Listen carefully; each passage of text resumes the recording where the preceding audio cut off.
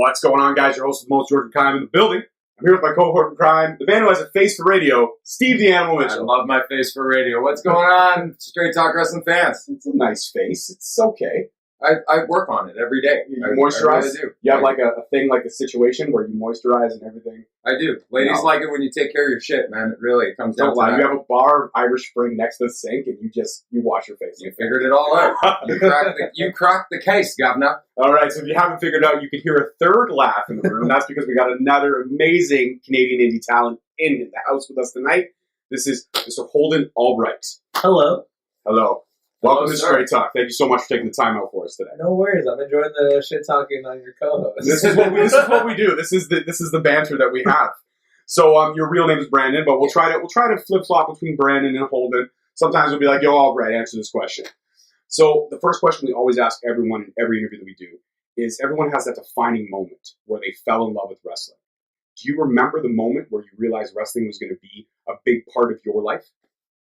For me, it wasn't a defining moment. It was like, my dad liked wrestling, so I just always watched wrestling. And I'll sometimes go back on the network and see something from like 94, 95. And I'm like, I know this happened, but I wasn't cognizant yet of like noticing it. So then it wasn't until like my like memories of like falling in love with wrestling are the two home video releases of because Stone Cold Said So and Austin 316 Uncensored, which AAW actually ran a show in Texas recently, and they duplicated that cover with ACH on the poster. Nice. And it was amazing. But like, I remember like Stone Cold's the reason why I taught like all my friends in grade 3 how to swear and you won't go to jail.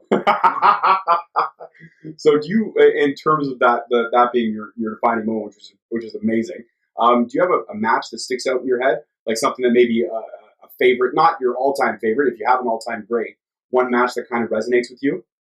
A little spoiler alert, kayfabe breaking. The first match that's like an early match I can like really remember is SummerSlam 98, which we talked about right before going on air.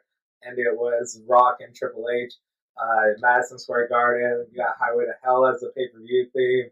And that ladder match, yellow ladder, purple pants on Triple H. Fun times. I'm a Triple H guy. I'm all about Triple H. We talked about that before the show. He is my one and only bromance. I mean, I have like 3 or 4 that are kind of in fluctuation, but he's my go-to bromance on a solid, regular basis. How's that make you feel?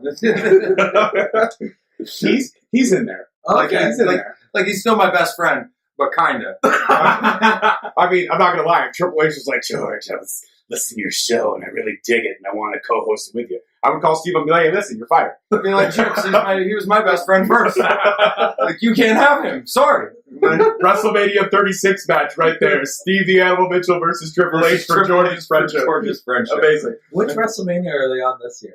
We're going on to 35. Okay.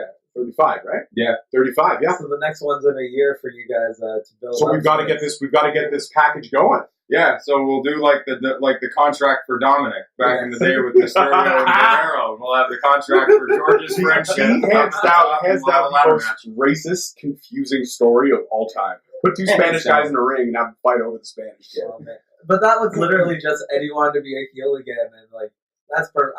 I just watched the first One Night Stand again. Nice. And right on. It's Eddie and Benoit in a match that Eddie did not want to be in that match. Not at all. Early on, he gets like cut open, and he just hates everything because his body is kind of breaking down at that point, and he's just focused on like good stuff with Ray. And I was like, oh yeah, there's an Eddie Benoit match on this, and then I watched it. And I was like, oh man. Oh, it's just not into it. It was not a good Eddie was Benoit just match. not into that one. So, where did the training kind of start for you? We talked about it a little bit off the air, but for our listeners who weren't privy to that conversation, when did you start really getting involved in the business? So I'm like a mud of Ontario indie wrestling. Like, so before I got my green light to wrestle on real shows and real matches, I started at Squared Circle Training in North York in February 2014. Mr. Fuego was your trainer? Yes. We've heard this name a lot. But like, he wasn't really hands-on with me. He was in the office. And then the people that were hands-on with me were Jordan Marquez, who runs Demand Lucha right now, and Ashley Six. And so I started in February. The school closed near the end of August 2014. And I would honestly say I didn't take it seriously for like that 6-ish months. And it wasn't until the school closed down, right in like the final 6 weeks of me going, okay, I want to be a wrestler. I want to actually do this. The school closes. I'm like, shit.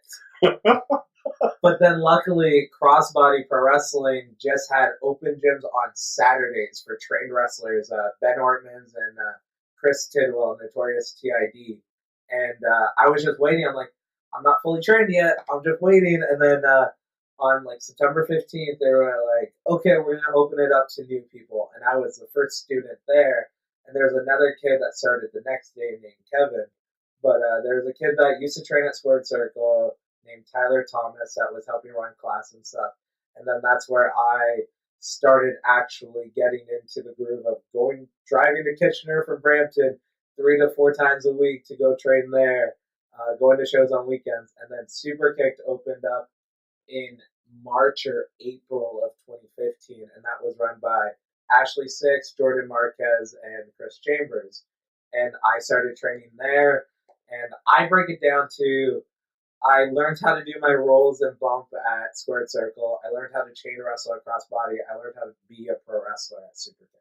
That was like the whatever you call that attaches bricks together for a house. Yeah, for sure. That was your path. Yes, absolutely. So, in terms of your style, who are your influences? Because I mean, everybody has an influence that they take here or there for their style, and then we'll get into what your style is. I would say definitely Josh Alexander. Who's being the living shit out of me for like the last 13 or 14 months. I don't know. He's hit me in the head a lot. I recently had an Ironman match with it where I had a black eye develop 5 days after the match. That's how hard he hit me. Your body didn't catch up to the black eye. Like, I took some photos with Jeffrey Cole from shooting the Indies, and we took the photos on like Wednesday. The Ironman match was Saturday. He's like, oh, do you realize you have like a yellowish black eye going? I'm like, no, that's brand new right now. But I'd say Josh Alexander, Mankind, Mick Foley, and probably a little bit of Stone Cold in the attitude. Definitely in like nothing I actually do in the ring. But definitely the way you carry yourself is very Stone Cold. As you walk out, like whoever's there in front of you, you're going to run through them. I don't know if it's just me. I'm a huge Stone Cold fan. I literally have a Stone Cold tribute tattoo on my leg. And it's... every time I walk somewhere, I'm looking around like he walks down the ramp, and I remember on one of his DVDs, he called that the badass motherfucker walk.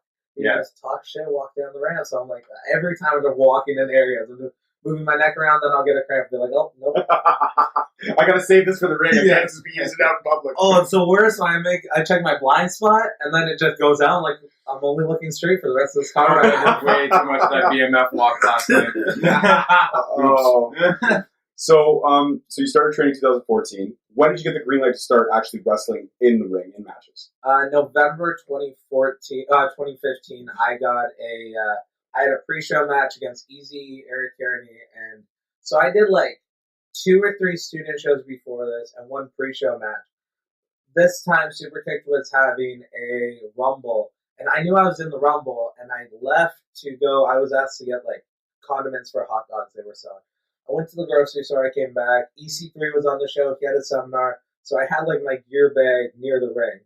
But by the time I came back, the doors were already open, so my gear bag was gone, and I ran into one training, and they're like, you have a match? I was like, yeah, I know, I'm in the Rumble later on.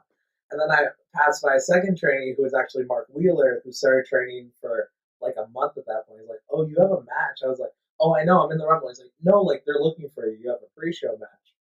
And I was like, what do you mean? Or who am I facing? And he's like, Easy. I'm like, Easy, Eric Kearney? And it's like, yeah, that guy. I'm like, oh shit, okay, where's my gear?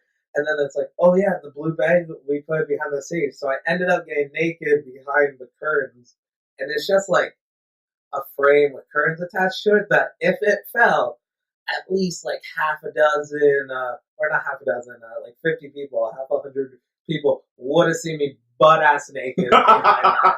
So then me and Easy, we called the match, and we did it, and I impressed Ashley Six and Chris Chambers, my trainers at the time, and I got my green light when we were setting the ring up back at the studio afterwards.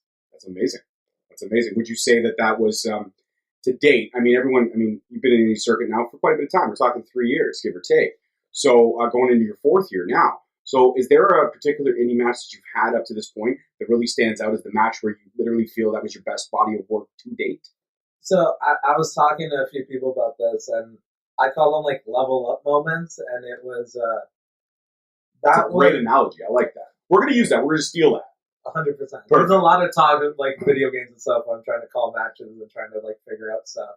But I call like a bunch of level up moments I have, and one of them that was definitely like that was the finishing the instructions to how to play the game. That was like the demo's complete now. Now you get to like play the full game. I'm now gonna enter World 1, Level 1, and that was definitely the first one. And then I would say I faced the first time I faced Josh 1-on-1 was in the second round of a tournament last January for No Limits Wrestling. And we had the match where most of it was called on the fly. It was the first time I've ever wrestled Josh in any combination, tag team, anything. It was a singles match. And that was definitely like, okay, cool. That was a little level up there. And then I faced Tyson Dukes there. That was another one. And then my recent one was facing Josh Alexander last August, where we went like 32 minutes at Crossbody, where I won the Crossbody Championship for the first time. And then the second level up, I would say, would be the Iron Man match I just had with him, because I did not know I could last 60 minutes. Well, that's awesome. That's a feather in your cap, right? To know that now you can go that long. Yes. And there's not very many people who can actually say that they can go for an hour. And I'm fat. Most can't even get through half an hour. Oh, I know. It's hilarious. It's hilarious. I see people get blown up all the time. Yeah. And it's funny because I'm fat. So it's like, come on, come at me. Come on, let's go. Even bigger testament to you, but I'm a fatlead, though, because I'm an athletic fat man. I'm the elite of the fat. You're a Kevin Owens type. Because he's a fat lead, right? Yeah, but he can land a moonsault. I can, like, kind of miss one every now and then, and sometimes land on my head, So currently, right now, the accolades that you do have, most recently, this is actually literally a month and a couple of days, you are the NSW Brass Knuckles champion. Yes. Kudos on that. How did you win that? What was the type? Was there a stipulation match, just a regular match? Who were you facing? So we're going to go full pro wrestling here of how this happened. Let's do it. So I think the show was like in August, maybe in July.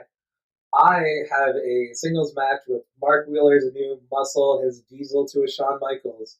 And I didn't care about the match, so I hit him with a briefcase, lost the match in like 3.5 minutes. Whatever.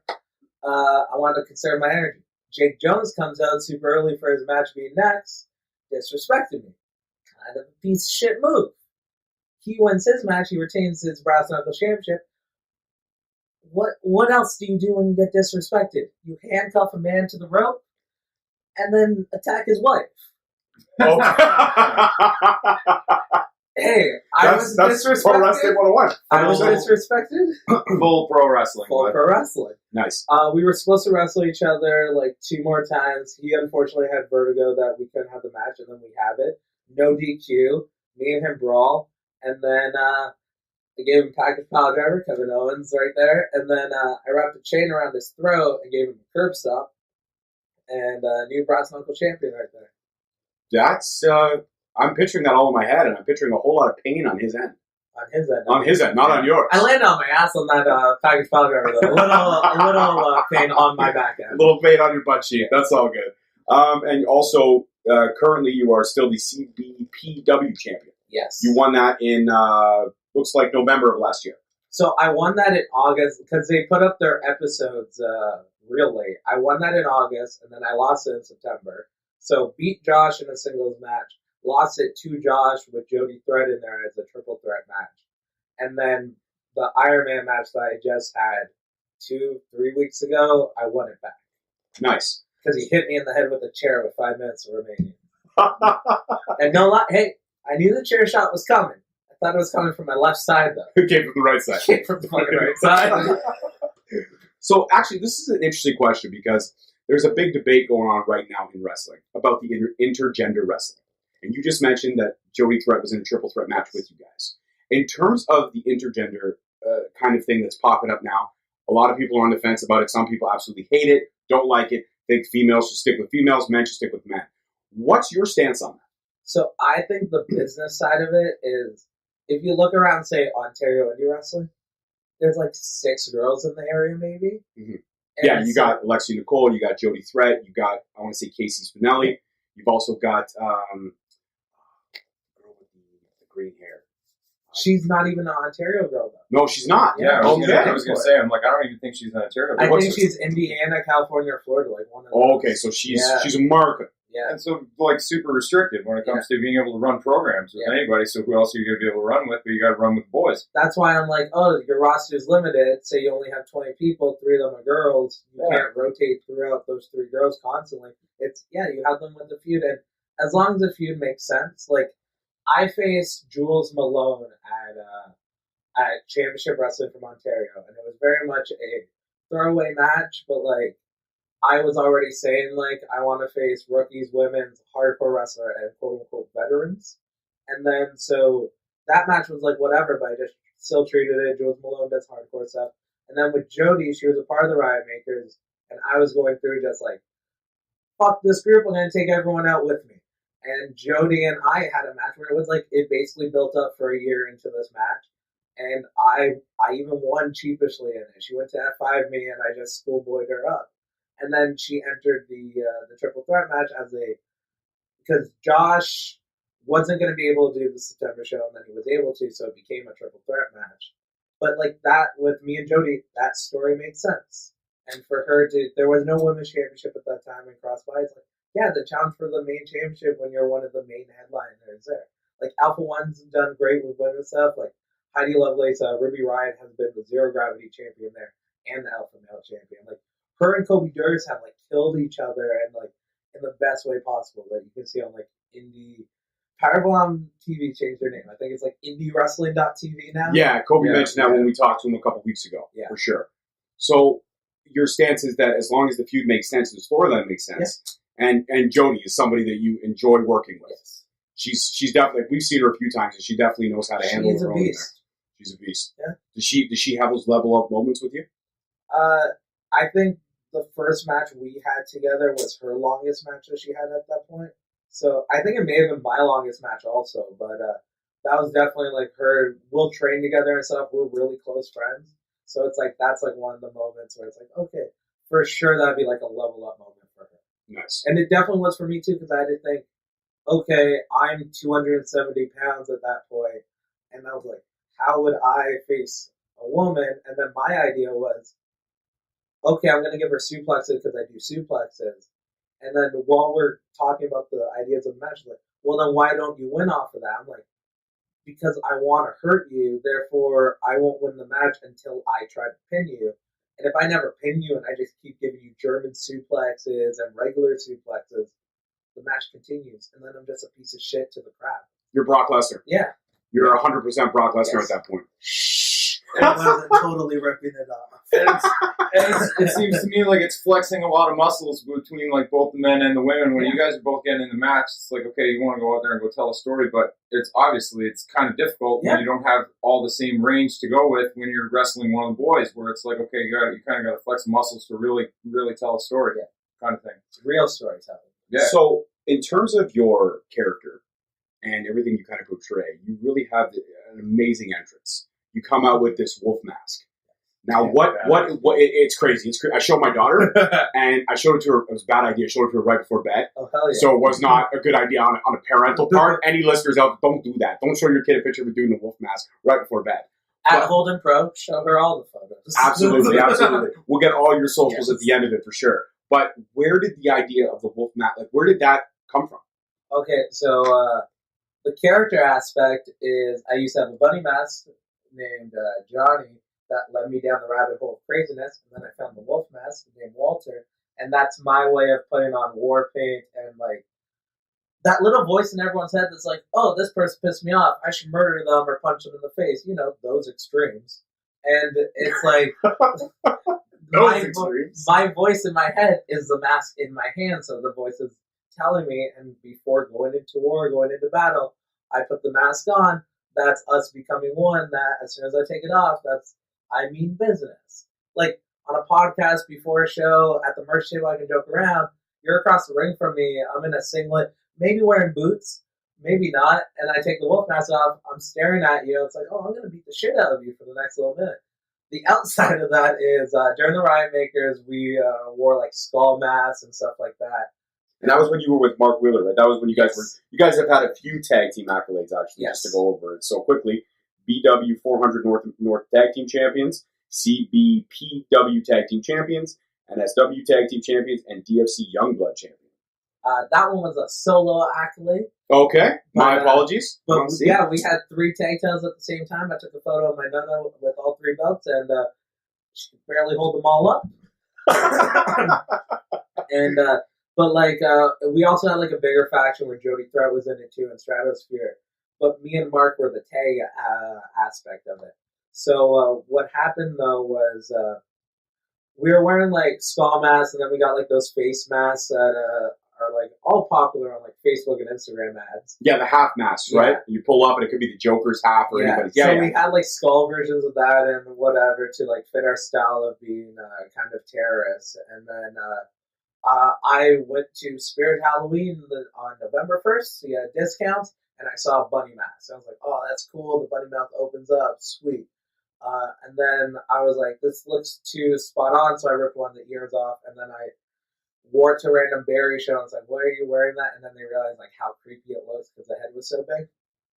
And then I got drunk at Anime North last year, and I dropped it outside of a Tim Hortons, and the jaw broke. I was like, I need to replace this. I'll go online to find it. It got discontinued in 2016. And I was like, shit. So then that's when Walter was born. I looked up the company that made that. I looked up that specific brand, and I was like, I need something where the mouth opens up at least to make it like that much more.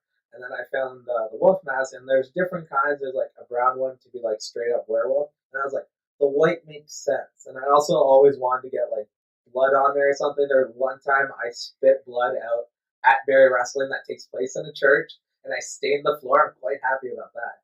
And Sean Gibson not so happy about the blood on the floor of the church, but I was quite happy. And and then I now have Walter. I've had 4 other masks of that one because it has broken a few times. And that's the no BS reason for it. And then down the rabbit hole craziness is the story reason of it. It's an awesome. It's really cool to hear like the character aspect of everything because it shows everyone who's listening. It shows how much time and effort you took into building character. Like your wrestling ability, there's no bones about it. You can brawl, you can fight, you can hold your own in that ring. 110%. No, it's the truth. And even if you weren't if you had the wolf mask in with you now, I would be saying even more stuff to kiss your butt because I would be definitely afraid. But no, seriously, on the level, like your wrestling ability is there 100%. But the fact that how much for an indie, how much you've really developed that character, it's nothing short of amazing. It's something that I would love to see more of, and I would love to see more on a bigger programming for sure. So in terms of like your career now and kind of the path you're taking, what is the next few steps that you want to take? Where do you want to go from here? So I was always everyone always says when you get into wrestling, your goal is to be world champion and wrestle at WrestleMania and be in WWE. I was just a fat kid that was like, oh, I have money a trip that friends bailed on, so I started training because I knew I always wanted to train, and I just had money, and I was like, okay, cool, I'll do this. I just want to be a wrestler. So then when I got my green light, I was like, so what now? And then everyone tells you, go to every show, don't sleep, go to training. And in my first year, that burnt me out, that it made me want to quit wrestling. And I tried to quit wrestling. I canceled one booking. It's the only booking I've ever canceled in my whole time in wrestling. And I took a month off. I tried to cancel another booking for Crossbody. They didn't get the message, and I got added to the group chat for that show like 2 days beforehand. I was like, it's been a month off. Screw it, I'll do this. And then I did it, and apparently if you rest, wow, your wrestling gets so much better when you get some sleep in and just decompress. And then I just like made the decision, like, I'm just going to have fun. And the Riot Makers just like blew up in that year. And I was like, oh, this is what happens when like the chains are unleashed on me. I'm like, I'm just going to have fun in wrestling. Sorry. No. So I did that, and now my goal is just like, I want to like help raise like other people to just like have fun and just like don't overstress. Because what burnt me out was I was going 110 miles per hour like I wanted to get a contract, but it's like I had no time to work out, I had no time to sleep. I think I had like 4 other jobs that I got hired and fired within that year. Probably no time for family, no time for relationships. I think about that a lot, man, and how much, like, I'm glad you're talking about this right now, because we've never had a guest on to actually talk about the fact of what you guys all go through, on the fact that, like, you get so gung-ho in wanting to go get a contract, and you get so gung-ho of wanting to go wrestle everywhere that you literally don't have to, you just forget to sleep, and then somewhere along the line you wake up and you're just completely burnt out. Oh, 100%. And it was, I think I also, like, destroyed a car and a half in that point of just, like, running it down, like, the gas lines ran out and stuff like that, and I was like, what am I doing? And then random stuff happened, all fun, and then, because Mark Wheeler's such a good wrestler, and he was getting, like, so many opportunities that, like, any of the tag bookings kind of conflicted with some of that, and I didn't want to feel like I was holding him back, and I was like, hey, why don't we just do our own thing? And that's when there's, like, a small little caveat to the story of the mask, where January 2018, it was us versus the Dirty Vets, and they did, like, the Terry Funk or the Bubba Ray Dudley, like, the ladder around the head. Yep. So I had custom Marcus Ryan in, like, a Rainmaker position or, like, a Ripcord position, and he ducked, and I was like, okay, the ladder's coming. I put my hand up, but I still turned my head, and then it looked like I had a vagina on my forehead from just busting open. And then it's like, oh, that's the caveat that right the next time, around that time, we lost all of our tag belts, we were splitting up anyways. And they were blaming, like, oh, the mask is like, that's why it's crazy. And I'm like, wait a minute, I can just say I had a head injury. That's real because my face was bleeding. And that's the reason why everything changed. That's what opened up the other voices. Yeah, I don't say, like, because there are people that are like, my character is I'm a vampire. And I'm like, vampires aren't real, though. Where it's like, my character, I go down, it threatens to kidnap people, threatens to murder people, serial killer aspect to it, but at the end of the day, I say it's like a little bit of schizophrenia mixed with, like, depression and just a whole bunch of mental health issues are in there. Which is why, like, I can still act. If I debut in a new promotion, I can be the crazy dude that's, like, threatening to murder people and creating found footage style promo videos and threatening people's families. But at Crossbody, I've grown so much that I'm more of just a wrestler there. But then if the feud calls for, like, a hardcore match or something, the fans there will know, oh, Holden Albright's going hardcore. This is going to be bad. This is going to go extreme with it. So would you say this is almost like your demon, if you will, like your Finn Balor, for sure, right? 100%. It's that same rabbit hole.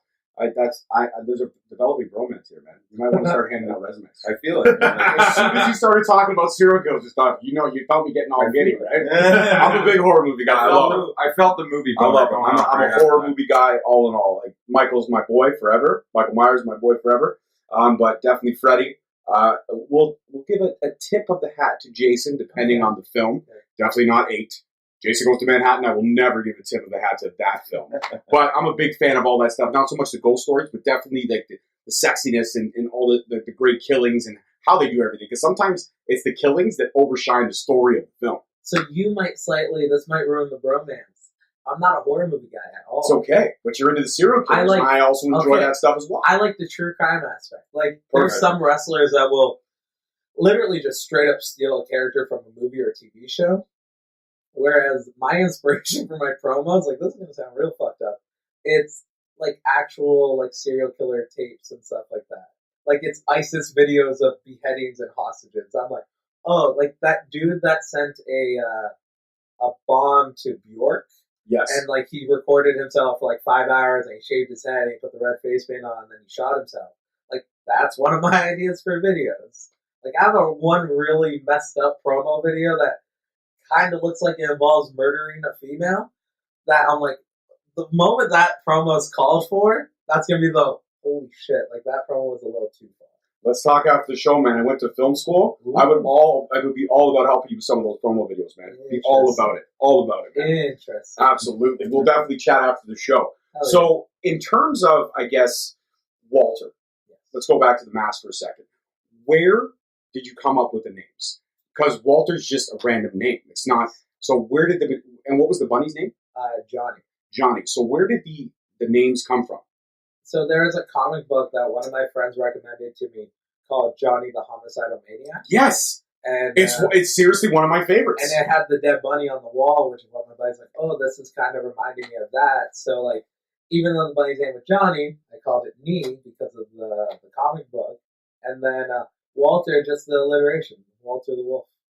I was like, I need a name that starts with a W for the wolf. And it's like, Walter the Wolf. Walter the Wolf. Genius. Absolute genius.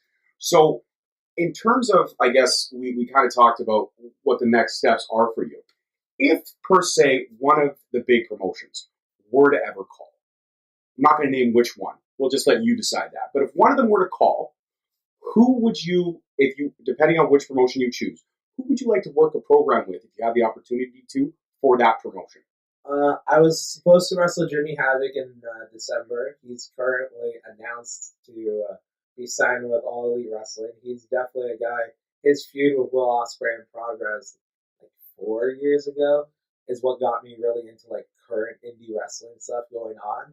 So that would definitely be like somewhere I'd want to go. But like if anyone offered me a contract, I'm not looking for a contract right now. My goal for this year is and it's based off of like when Josh got turned around at the border and he's like, screw it, I'm just gonna wrestle everywhere in Ontario and just raise this up. That's my goal, of just be so good and undeniable in Ontario that if I get an opportunity anywhere, big or small, it could be like AAW, freelance, Impact, whatever, I'll be ready and already have this full presentation instead of like, oh, I'm a dude in good shape, trunks and kick pads. What can you do with me? I'm like, well, here's what I can provide you right now. And it's like, oh, okay, we'll figure out where you slot in here. Well, I'm big on it. I'm big on the character side of things. We actually did an episode not too long ago called After Revival. It was actually a back and forth, great conversation because we don't, even though we're best friends, we don't agree on a lot of things. We actually have completely different opinions. I'm a big Revival fan. He is not. He is a fan of the build, whereas myself, I am a fan of the culmination. And a lot of times in indie wrestling, you don't get a chance for the build. Yeah. You don't get a chance to really tell the whole story. You get snippets here and there. So in indie wrestling, the culmination really is everything. Yeah. For you, being an indie wrestler, if you had an ability to run the whole build, would you enjoy that more, or do you just like the fact that you have the culmination aspect? Sometimes it's a match or two to get things set up, but then the culmination is right there. We all like pro wrestling because it's storytelling in the fight aspect. Like, I'm not a big sports fan of anything, but I'll definitely watch an MMA fight when they cut good promos, or McGregor throws a like barricade at a bus and they put in the hype video for it. Yeah. Like, I literally spent maybe I think 45 minutes or an hour before going to the gym the other morning just watching Stone Cold stuff, and it was like, it started with the My Way music video with The Rock, and then it built to like the old Stone Cold coming back for the invasion, him helping Mankind win the title on the January 4th Raw, and just all this stuff where it's like Rikishi hitting it with a car and us wondering how the hell did that big son of a bitch fit in a Cadillac. Did not watch that one at all.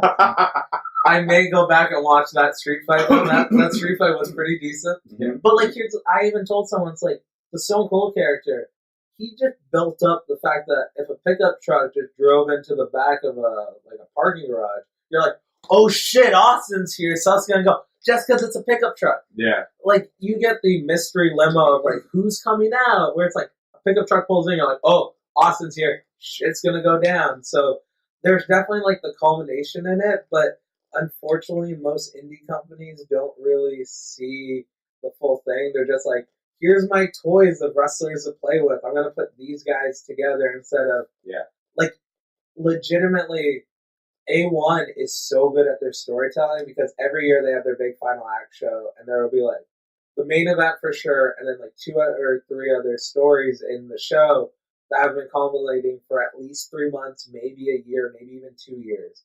And then everything else is slowly building up. And throughout the year, there's small little storylines of this or that going on and people rising up. And unfortunately, some promotions just think, oh man, if you have wrestler A and wrestler B face each other in like a whole bunch of matches for a year, that's a storyline. It's like, no, because if the fans didn't give a shit after the 3rd match, that's not a combination. And they've already seen, it's like literally going to see the same band over and over and over. It's like, oh, now I've already seen the same set. I know what I'm going to go see. There's now just a new weapon to it. Oh, cool. Yeah. That's the only difference. Where it's like, the simplest thing is like, the rule of three. Just have 3 matches that set it up, and it's you have a regular match. Maybe there's a screwy finish that the heel squeaks it out or jumps the babyface at the end, and then you have a stipulation match that actually means something instead of just having a stipulation match. Yeah, and then of course your third match to have you're finishing the story, and now it's time for both of them to move on and start their new story off again with the new people they're going to fight. Like, not to just constantly talk about Crossbody and Josh. It's like I'm the only one that's really gotten an actual story at Crossbody, just for the fact that I was there on the first show, and it was whatever match. I was still like not even a year into wrestling. I had my shitty first singlets, and it was like whatever. And then I had the tag match with Mark Wheeler the next show. We weren't even a team at that point. On the board, it literally said Team Buddy Burger because it was Albright and Wheeler, A&W. And then we just formed the team. That built up. The team dissolved. I went super crazy. I just tried to kill everyone. And then I faced Josh. I beat him. The crowd respected me for going 32 minutes with Josh. And then Josh beat me in the triple threat match, said, you need to earn my respect.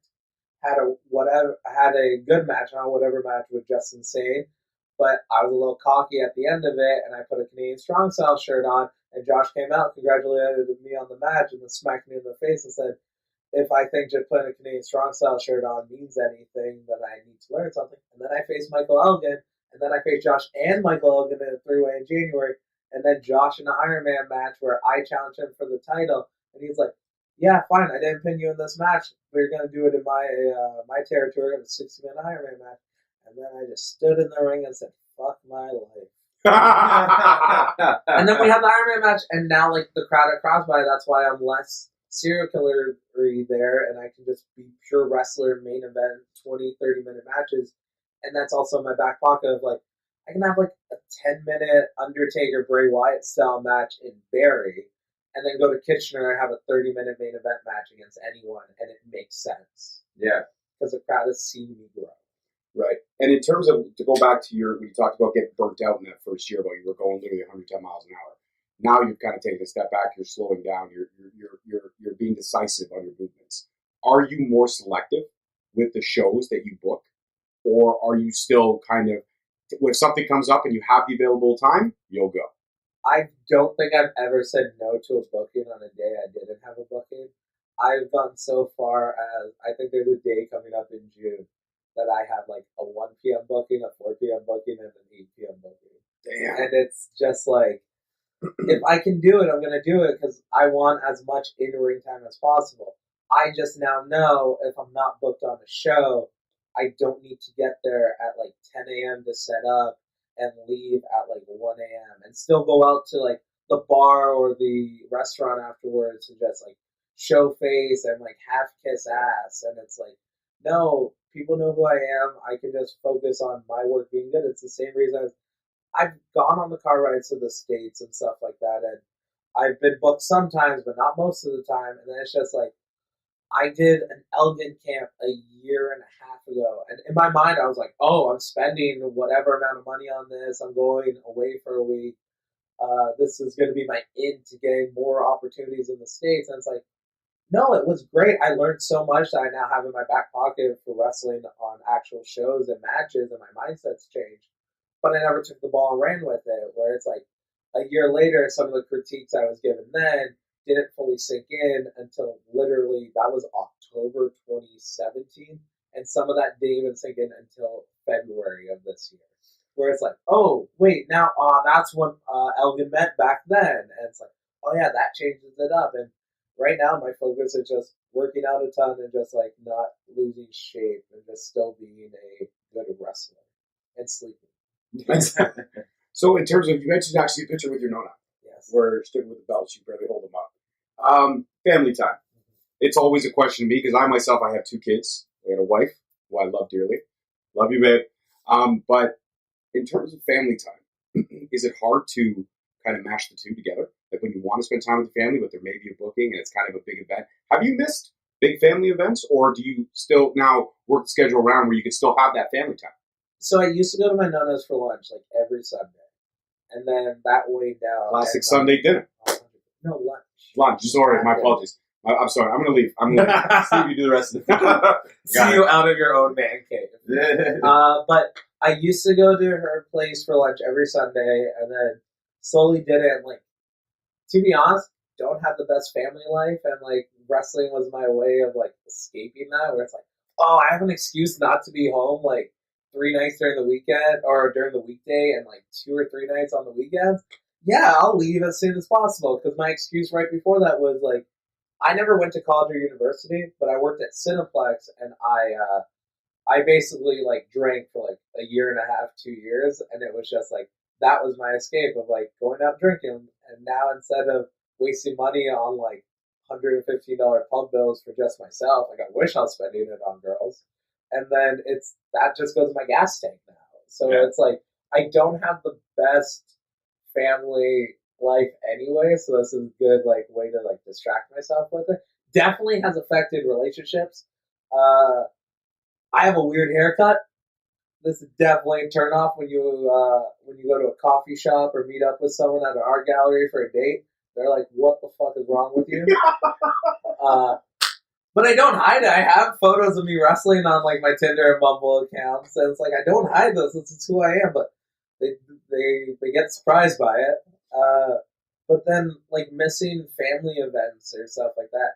Nothing, luckily, family-wise, has come up with anything. It's mostly just my sister and my mother being pissed off that I can't go to my nonna's for lunch on a Sunday, but I still make time for her where I'm like, hey, this Tuesday at noon or at 10 a.m., can I go to your place? And yeah, she loves it. She loves seeing me. So it's like, oh, I'm her favorite grandson for the fact that she has me and then 3 granddaughters. So I win by default. I'm a very big fan of winning by default. That race is quite easily to win. And you mentioned your mom and your sister. Yes. Are they supportive of your character, of the business, of what you're choosing to do? This goes into like my family life isn't the best, where it's like my dad's super supportive, and like I even do stand up sometimes too. And I can see that you're absolutely you are very candid and hilarious. This has definitely by far been the most entertaining. Like, very entertaining and lax interview that we've done. Hell yeah. So, like, my dad's always been supportive, and I actually had lunch on Sunday because it was my mom's birthday. I just looked over at my dad. I insulted a few people, which was, like, jokes or whatever, and I looked at my dad, I'm like, do you know you're the reason why, like, I'm actually, like, funny? And he's like, what do you mean? I'm like, well, you're the reason I'm funny looking, because it's your genetics. But he always used to play, like, Funny 820 on the radio. I remember it was literally, it's wrestling and stand-up at all times in my childhood. And then, like, Beast Wars at 4 a.m. because I'd wake up super early. But it's like, I just remember there being constant stream of, like, John Panette, Mitch Hedberg, and then Stone Cold and The Rock on the other side. So it's like, I know, like, that came from there. And he's always been supportive of it. And then my mom and my sister, they're very much opportunists when it's supportive. Like, they'll share like a photo or a video about something.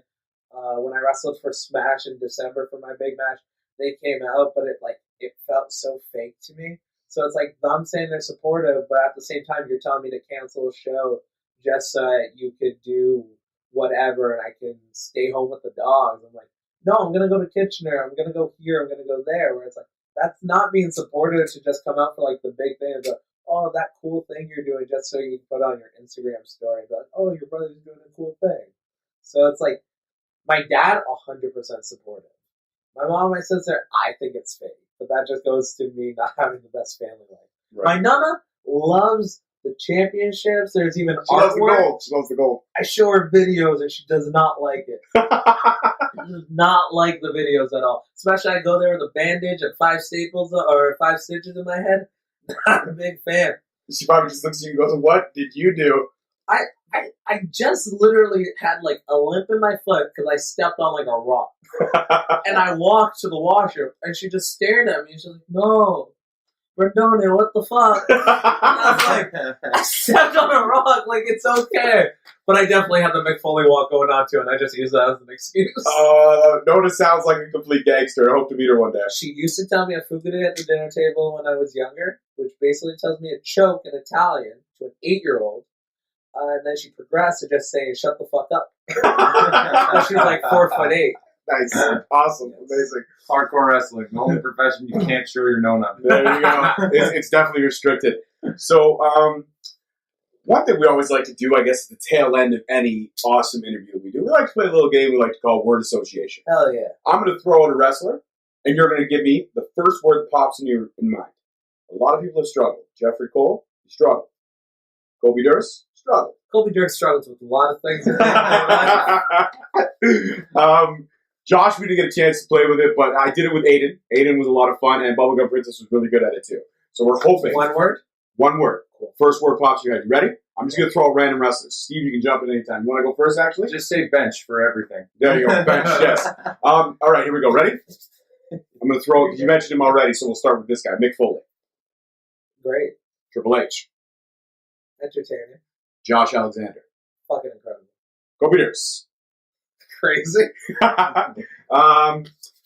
Ethan Page. Entertainment. Jody Threat. Beast. Brock Lesnar. Arrogant. Kenny Omega. Entertaining. Tom Phillips. Tom or Todd? Todd. Is it Todd? It's Todd Phillips. Todd Phillips. No, I thought it was Todd Pettingill. It's Todd. Todd Pettingill, but it's Todd Phillips. All right, scratch that. Todd Pettingill. Before my time. Okay, fair enough. I'll give you that. Undecisive. Okay, well, we'll throw one announce that you would know. Good old JR. The best. Hands down. The podcast looks kind of shitty. He talks too slow for a podcast. Yes, no, yeah. I've struggled to get through the podcast. So I'll be honored. I'll be honest about that. I've absolutely struggled. So, I guess one other question that I would like to ask you would be if there was any young fan that was listening to this, somebody who was interested in getting into the business, what would be the one piece of advice you would give them? If you're super young, like under 16, find a sport, play it. I played soccer as a kid. If you're between like 16 to 20, just start going for runs, do push-ups, squats, some crunches. That'll get you ready, and then join wrestling at 18 to 20. Find a reputable school, and always take seminars. Always try to learn from a bunch of people. Don't get stuck at one school trying to learn from one person. And when you have your first match, don't be like, I'm a wrestler now, yay! Like, just keep hustling at it, and then have fun, and always have fun in wrestling. All right, well, that's awesome. That's a great piece of advice. Again, thank you so much for taking the time out today to come with us in the Straight Talk Studios. It is open forum to you. Anytime you ever want to come back and hang out, you just give us a text, you let us know. We would love to have you back. Love to have you back in a couple months from now to see how far the character's grown. And we definitely got to come check you live. Because when we are live, though, do me a favor. Go all out with it. Spit the blood. I want to see it all. I got the mentality from Josh Alexander. The thing is like, 10 or 1,000 people. I don't wrestle in front of 1,000 people. So 10 or 100 or 500 people, I go balls to the wall every chance I get. Some people say, man, yeah, I go hard every single time. It's like, no, you don't. Like, and Josh not yelled at me, he called me dumb for it, but like, in the back of my mind, I would call them a Foley bump, and like every 3 or 4 matches, I would have to get some sort of Foley bump in. One of them was being pushed off the top rope onto a banquet table that I somehow broke the banquet table. So it's like I always had the idea of like, there's some sort of Foley bump in the match. And like I had that where it's like I would do the same thing for 5 people in the crowd or 500. Like I don't care. When you see Holden Albright, I don't want you to go, that guy was whatever. There's so many different reasons for me to stand out. Having a shitty match shouldn't be one of them. Right. So I will do everything in my ability to work hard. And one other question that just popped in my head that I did forget to ask. If there's anybody in the indie scene you haven't had a chance to wrestle, who would you like to? That's a sound question right there.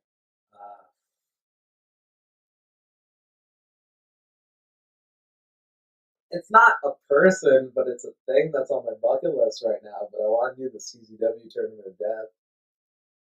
I think you would definitely flourish in that. Your character sounds like you'd be the winner before you even entered it. Yeah. I'm not gonna lie, I'm very terrified. I keep putting that out in the universe. I want to do that, but I already know the Instagram post the next day is gonna be me all bloody and just go, You ever make a joke about something and you end up in a field in Delaware covered in blood? Oh, amazing. Hands down, this has definitely been one great conversation. Thank you for taking the time out, man. We can't wait to see your character grow and blossom even further. And like I said, it's an open door. Anytime you want to come back, you're more than welcome. More than welcome, dude. All right, guys, as always, I am your host. I'm Steve the Animal Mitchell. And our special guest. Holden Albright, Holden Pro on social media.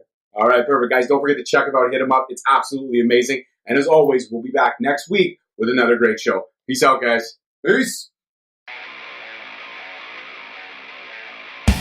Thank you all so much for tuning in. Catch us every Wednesday at 7:30 on Spreaker, Stitcher, Spotify, iHeartRadio, iTunes, and Google Play Music. Also be sure to follow us on our social media platforms, Facebook and Instagram at Straight Talk Wrestling, and Twitter at _Straight Talk.